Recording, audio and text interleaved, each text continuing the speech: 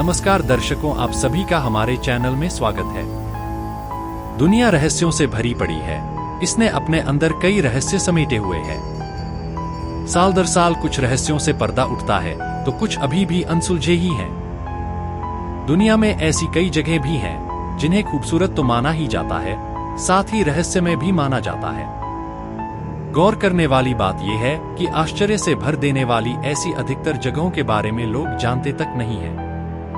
कुछ रहस्य तो ऐसे हैं जिन पर सालों तक काम करने के बावजूद वैज्ञानिक इनके बारे में जान नहीं सके हैं। ये रहस्य अब तक अनसुलझे हैं। कुछ ऐसे ही रहस्यों के बारे में हम इस वीडियो में आपको बताने जा रहे हैं। वीडियो में आगे बढ़ने से पहले अगर आपने चैनल को सब्सक्राइब नहीं किया है तो अभी चैनल को सब्सक्राइब करें।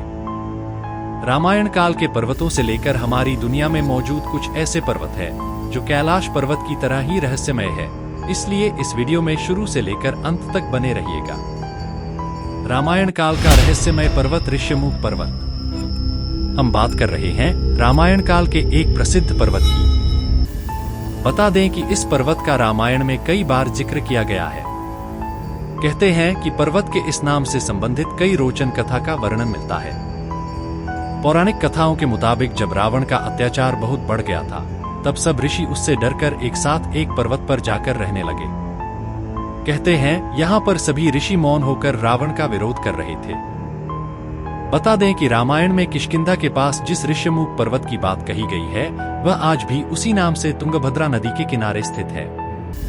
जब रावण विश्व विजय प्राप्त करने के लिए इस पर्वत के समीप से गुजरा तो उसने बहुत से ऋषियों को एक साथ देखा। तो उसने उनके इकट्ठे होने का कारण पूछा तो राक्षसों ने उसे बताया, महाराज आपके द्वारा सताए हुए ऋषि मुख यानी मौन होकर यहाँ आपका विरोध कर रहे हैं। ये सुनकर रावण को क्रोध आ गया और उसने एक एक करके सारे ऋषियों को मार डाला।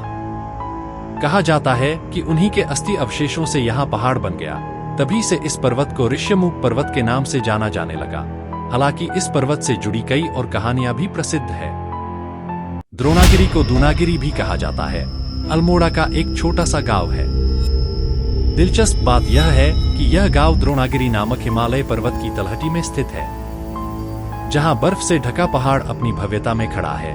वहीं द्रोणागिरी का पहाड़ी गांव हरी-भरी वनस्पतियों के बीच आनंदित होता है। वास्तव में यह नाम उस पर्वत से लिया गया है जो पृष्ठभूमि में चमकता है। द्रोणागिरी गांव न केवल एक पौराणिक स्थान के रूप में जाना जाता है, बल्कि औषधीय पौधों और जड़ी बूटियों की एक विस्तृत श्रृंखला के लिए भी जाना जाता है जो इसके आसपास फैली हुई हैं। इसको संजीवनी बूटी का स्थान भी माना जाता है। इसलिए स्थानीय भूटिया जनजाति भी इस पर्वत को अपना अधिष्ठाता देवता मानते हैं। इस पर्वत के बारे में हम रामायण में भी सुनते हैं। एक बार युद्ध में लक्ष्मण गंभीर रूप से घायल हो जाते हैं। उनको ठीक करने के लिए हनुमान एक औषधीय जड़ी बूटी खोजने के लिए इसे अपने ऊपर ले लेते हैं। हालांकि हनुमान के लिए उस विशेष जड़ी बूटी को ढूंढना भ्रमित हो जाता है, इसलिए वह पहाड़ का एक हिस्सा उठा लेते हैं। संयोग से पहाड़ी का सिरा नुकीला होने के बजाय सपाट है, तो ऐसा माना जाता है कि यह पहाड़ का वह हिस्सा था जिसे हनुमान ने लिया था। इस जगह पर संजीवनी बूटी होने का दावा सदियों से किया जाता रहा है। हालांकि अब यह जगह हरी भरी हरियाली से आच्छादित है और लोग इससे खुश हैं। एक अन्य किंवदंती यह है कि पांडवों के गुरु द्रोणाचार्य यहाँ ध्यान करते थे, इसलिए इस क्षेत्र का नाम द्रोणागिरी पड़ा। दुनिया का तीसरा सबसे ऊंचा पर्वत कंचनजंगा बेहद खूबसूरत है। यह पूर्वी हिमालय श्रृंखला से ताल्लुक रखता है और ये सिक्किम नेपाल के सीमावर्ती इलाके में स्थित है। बहुत कम लोग ही जानते हैं कि ये महज एक पर्वत ही नहीं बल्कि स्थानीय लोगों के लिए देवता भी है। कंचनजंगा पर्वत ने सिक्किम राज्य के इतिहास में भी अहम भूमिका निभाई है।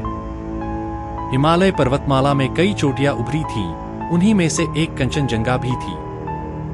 भले ही हमें कंचनजंगा एक नाम लगता हो, लेकिन ये 4 शब्दों से मिलकर बना है।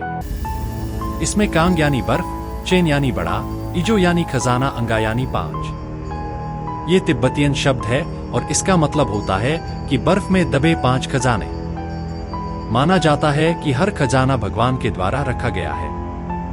कहा जाता है कि आज तक कोई भी पर्वतारोही इसकी चोटी पर खड़ा नहीं हो पाया है। हालांकि 200 पर्वतारोहियों ने इसके काफी पास जाने की कोशिश की, जिसमें से कुछ लोग इसी कोशिश में मारे गए। इसलिए कोई भी कंचनजंगा चोटी से कुछ फीट दूर ही रुक जाता है। कहा जाता है कि यहाँ कई लोग गायब भी हो चुके हैं। तुलशुक लिंगपा नाम का एक तिब्बतियन भिक्षु अपने 12 साथियों के साथ एक नए रास्ते की खोज पर इस चोटी पर निकला था। वो जोर जोर से मंत्र पढ़ता हुआ जा रहा था। लोग मानते हैं कि इसके बाद वो कहीं गायब हो गया। वहीं कुछ लोग कहते हैं कि वो हिमस्खलन का शिकार हो गया। कहा यह भी जाता है कि कंचनजंगा पर आज तक जिन लोगों की भी मौत हुई, उनके शव आज तक नहीं मिले। साल 1992 में एक पोलिश पर्वतारोही वांड ने कंचनजंगा पर जाने की कोशिश की। वो हिमालय की सभी 14 चोटियों पर चढ़ाई करने वाली पहली महिला बनना चाहती थी, लेकिन वो अचानक गायब हो गई और उसका शरीर आज तक नहीं मिला। इस श्रृंखला में आखिरी और सबसे रहस्यमय है कैलाश पर्वत। कैलाश पर्वत को कभी ना सुलझने वाले रहस्य माना जाता है। इस दुनिया में ऐसी कई रहस्यमय जगह जिनके बारे में शायद ही कोई जानता हो। कैलाश पर्वत को भी ऐसी ही एक रहस्यमय जगह के तौर पर जाना जाता है। दरअसल हिंदू धर्म में कैलाश पर्वत का बहुत महत्व है, क्योंकि यह भगवान शिव का निवास स्थान माना जाता है। कहा जाता है कि कैलाश पर्वत के अंदर एक रहस्यमय दुनिया है जो आज तक किसी इंसान ने नहीं देखी है। इसकी वजह यह है कि इस पर्वत पर आज तक कोई चढ़ ही नहीं पाया है, लेकिन ऐसा नहीं है कि इस पर चढ़ने की कोशिश किसी ने नहीं की हो। दुनिया के बहुत सारे पर्वतारोही कैलाश पर्वत पर चढ़ने की नाकाम कोशिश कर चुके हैं।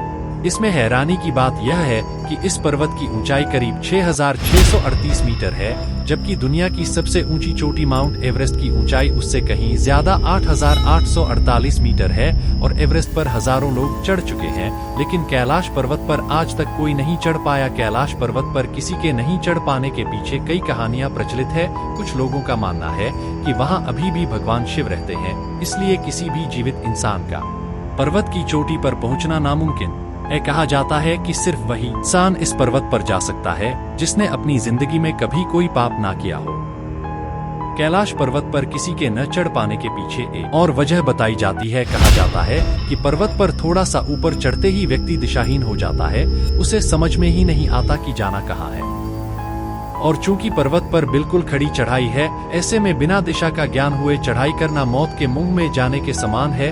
कुछ साल पहले एक पर्वतारोही ने इस पर्वत पर चढ़ने की कोशिश की थी, लेकिन कहा जाता है कि थोड़ा सा ऊपर जाते ही उसके शरीर के बाल और नाखून तेजी से बढ़ने लगे और उसे काफी घबराहट होने लगी, जिसके बाद वह नीचे आ गया।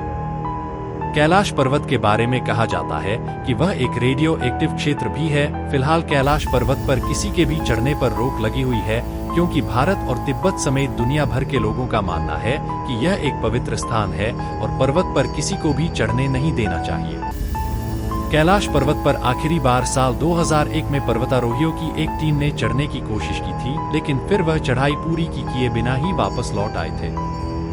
अगर आप कैलाश पर्वत के ऐसे ही कुछ और अनसुलझे रहस्य के बारे में जानना चाहते हैं तो हमारे चैनल में बहुत सी वीडियो है, लिंक डिस्क्रिप्शन बॉक्स में है। एक बार वीडियो जरूर देखें। आज की वीडियो में बस इतना ही। आशा करते हैं आपको आज की वीडियो में दी गई जानकारियां अच्छी लगी होगी, इसलिए इस वीडियो को लाइक करें, शेयर करें और हमारे चैनल को भी सब्सक्राइब करें। चलिए अब मिलते हैं आपसे अगली वीडियो। धन्यवाद।